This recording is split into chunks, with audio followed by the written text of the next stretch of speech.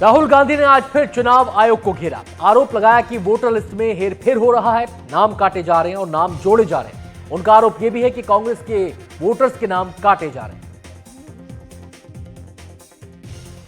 In setting up and demonstrating to a claim here,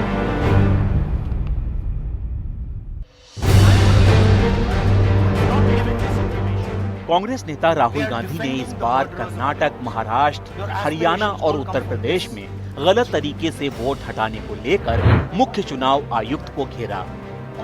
उन्होंने लगातार ब्यौरे देते हुए आरोप लगाया कि एक पूरी प्रक्रिया के तहत नाम काटे और जोड़े जा रहे हैं। उन्होंने कहा कि कर्नाटक के आलंद में 6018 वोट काटने की कोशिश की गई। इसके लिए फर्जी आवेदन इस्तेमाल किए गए, किसी सेंट्रलाइज सॉफ्टवेयर का इस्तेमाल किया गया, राज्य के बाहर के फोन नंबरों का इस्तेमाल हुआ। जिनके नाम पर वोट काटे गए उन्हें जानकारी तक नहीं थी।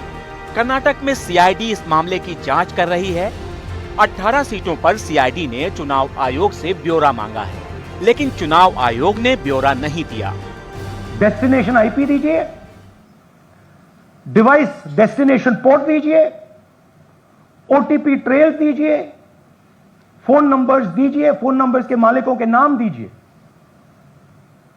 क्लियरली पूछा है, नो आंसर।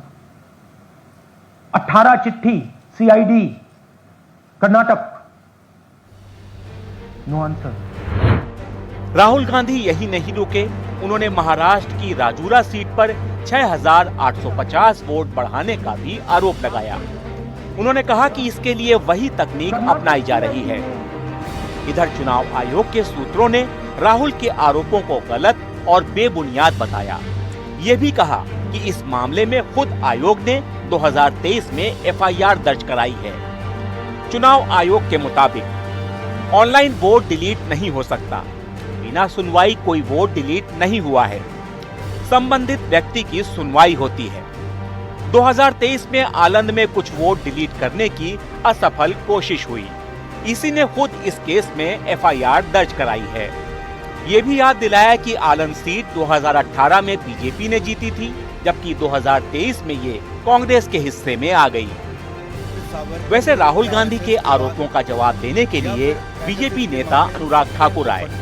उन्होंने कहा कि राहुल के नेतृत्व में कांग्रेस 90 चुनाव हार चुकी है और अब उनकी हताशा बोल रही है।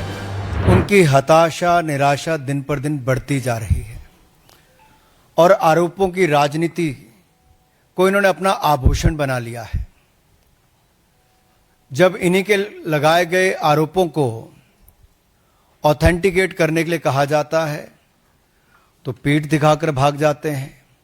शपथ पत्र देने के लिए कहा जाता है तो मुकर जाते हैं।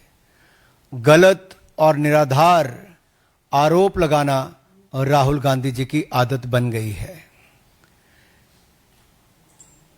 It has become a habit of Shri Rahul Gandhi to make incorrect and baseless allegations और बार बार आरोप लगाने के बाद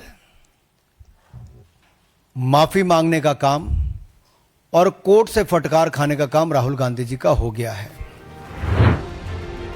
इधर राहुल गांधी का कहना है कि अभी उनका हाइड्रोजन बम आना बाकी है। महोबा में एक घर में 4000 से ज्यादा वोट और कई घरों में सैकड़ों वोट मिलने की छानबीन में लगे आयोग का सिरदर्द राहुल के नए आरोपों ने कुछ बढ़ा जरूर दिया है।